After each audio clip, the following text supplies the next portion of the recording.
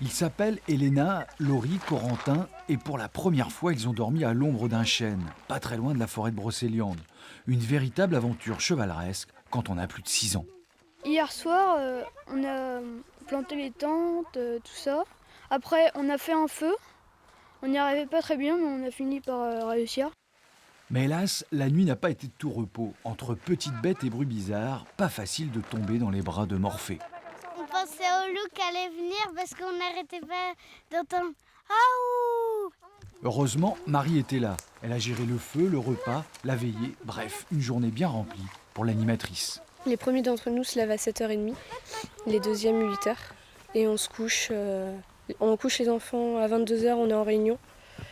Et nous, avec notre réunion du soir, on est couché vers minuit et demi, 1h du matin. Alors Marie, un peu hors la loi? Oui, comme les autres animateurs qui partagent le quotidien des 54 enfants de la colo.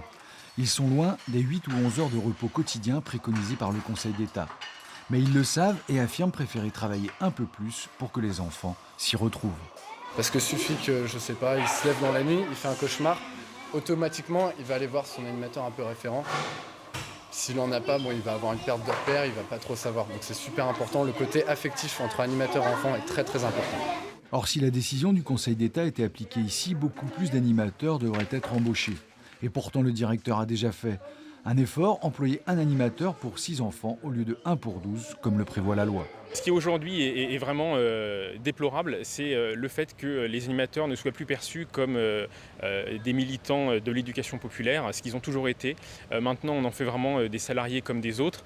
Certes, nous, on veut toujours leur accorder une rémunération qui soit correcte, en reconnaissance de leur engagement, mais voilà, leur travail va bien au-delà d'une simple mission de salarié.